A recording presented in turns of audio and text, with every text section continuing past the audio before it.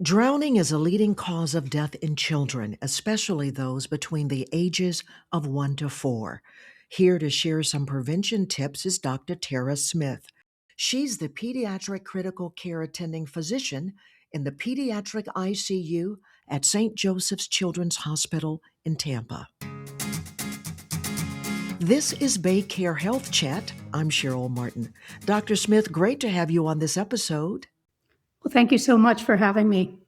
It's my understanding that Florida leads all states for death from drowning for children ages 1 to 4 and ranks fourth in the nation for unintentional drowning deaths for all ages. What are the main circumstances of these drownings?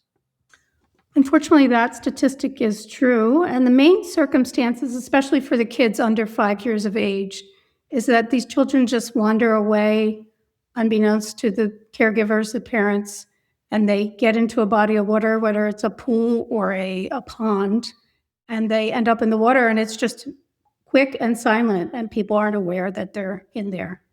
So that leads me to let's talk about key prevention measures. What are some key prevention measures parents can take to keep that from happening or just in general in terms of drownings? So, in general, I'll start off by talking about smaller children who are at risk for things like drowning in a bathtub, a bucket of water, even in the toilet. So, those are areas where parents just need to be aware they can't leave kids in a bathtub ever. And if there's water, buckets of water, toilet, it all has to be removed, or obviously the bathroom door closed. That's kind of the first thing. Secondly, for drownings in pools and other bodies of water, what we tell parents is there's really layers of prevention. And hopefully one of these layers will help prevent these kind of tragedies from occurring. So the first layer would be to get swim lessons for their children. And we know that this can decrease the risk of drowning significantly, as much as 88%. Other preventions include having a fence around the pool. The American Board of Pediatrics recommends a 4-foot high fence surrounding the pool on all 4 sides. Have gates to where the pool is that are self-closing. And then the other level of prevention would be to consider alarms that would tell you when somebody entered the pool, alarms and locks on doors and windows. So the door would alarm if the child was heading out to the pool, and that would be another level of prevention. Now, some homes have these inflatable pools. If they're too big to empty after each use, should they have a fence around them as well? Yes, because anybody could wander into their yard and get into that inflatable pool, and once again, easily drown without anybody really realizing it. Now, what safety precaution should a parent take when visiting someone with a pool or attending a party where there's a pool? That's a really important point. Parents need to plan for this event, and they need to tell each other, like, hey, I'll be in charge of watching our toddler today, and I might hand it off to you, but you would communicate directly. Believe it or not, we hear these stories a lot. People either attend a party where there's a lot of activity going on and little toddlers slip away, or they actually go to a house for the first time. It could be grandma's house, it could be an aunt's house. Once again, people aren't paying attention and the kids will wander away. So you need a water watcher. You need somebody specifically watching that little child at all times so they can't slip away without anyone realizing it.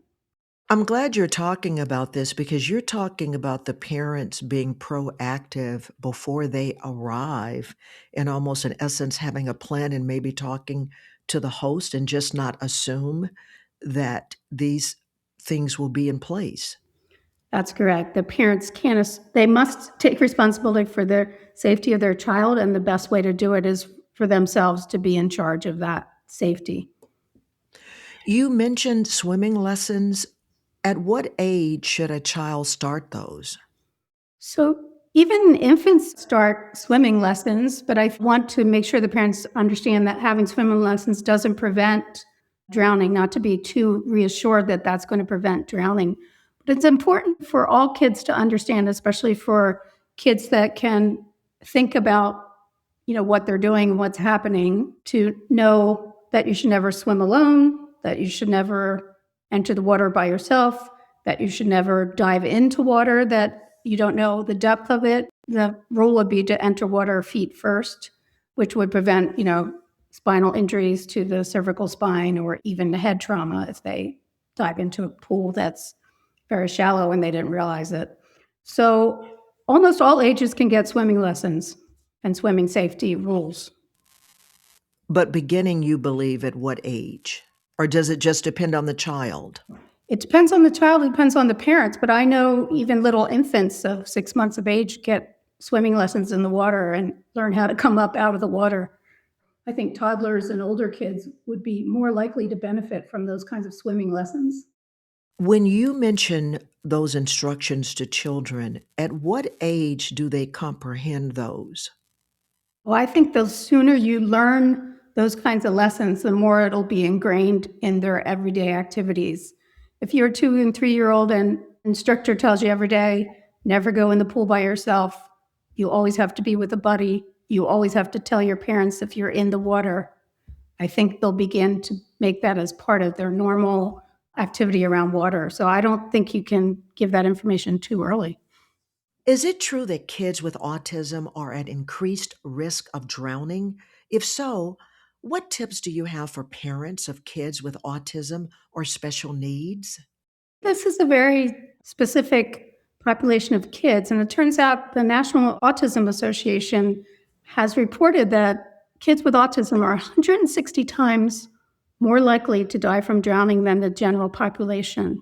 So in this community, it is extremely important to start swimming lessons as soon as possible, to go over all the safety tips, and to use all the other barriers that we've talked about, including locks and fences and alarms. You mentioned early on about safety in the home. Any other suggestions for safety in the tub with infants and just in the bathroom in general? So in the tub with infants, for parents, they just should never be distracted. They can't get up and answer the door. They can't answer their phone. They certainly can't walk away and thinking, oh, there's maybe an older child in the tub. That's not going to be protective.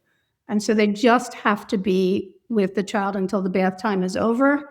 And obviously, toilets should be closed at all times so no one can accidentally fall in and drown.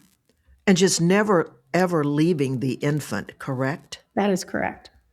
Talk about the difference it can make when parents are educated or informed regarding drowning prevention and understand the risks of being near pools and other bodies of water. I think the more knowledge parents have about drowning prevention and some of the safety features that we've been talking about can literally save lives. So it's just so important to get this information out to the community because I don't think people realize what a common and unfortunate event that this can be for their lives. What are you seeing in the hospital as a critical care doctor?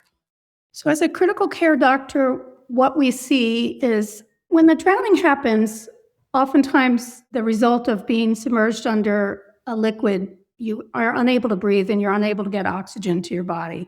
That eventually will lead to both cardio and respiratory arrest. So often we see patients coming into us after they've had a period of resuscitation, they get CPR, and they might have it for 20 minutes, it could be 15 minutes, it could be even longer than that. And so patients will come into us with pretty severe neurologic changes because unfortunately not having oxygen get to your brain can cause pretty severe brain damage. And many of these children actually go on to their death basically from the brain damage that has occurred. They can have brain death. Having a submersion injury actually negatively affects every single one of our organs, our heart, our lungs, our kidneys, our liver. And often some of those organs can recover, but what can't recover is our brain. Once you lose brain cells, there's not a way of getting them back. And one of the unfortunate things when you have a brain injury, the response of the brain after that injury is to swell. And it can swell pretty severely over the following 48 to 72 hours. And that's when we see these children lose their lives after they've had this submersion injury, as we call it. Now, another sad story that we have heard over the years is at the beach and hearing of children drowning or rescue efforts. What prevention tips do you have for parents at the beach? So at the beach, similar kinds of things. Children should never swim alone. They should always have somebody out there in the water with them. We suggest parents should always be within arm's reach of their children in case there's any problem. That's at the pool or at the beach. Obviously, things to know about are things like rip currents that just kind of sweep people out further away from the beach, and then they have difficulty getting back.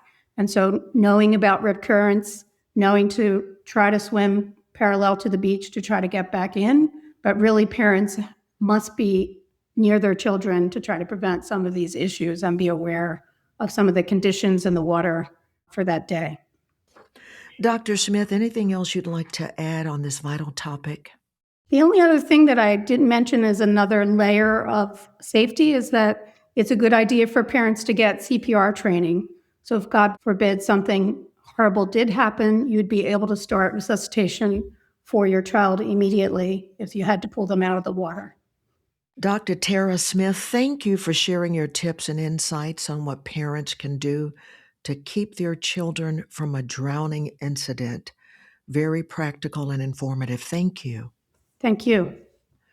That wraps up this episode of Baycare Health Chat. Head on over to our website at baycare.org for more information and to get connected with one of our providers.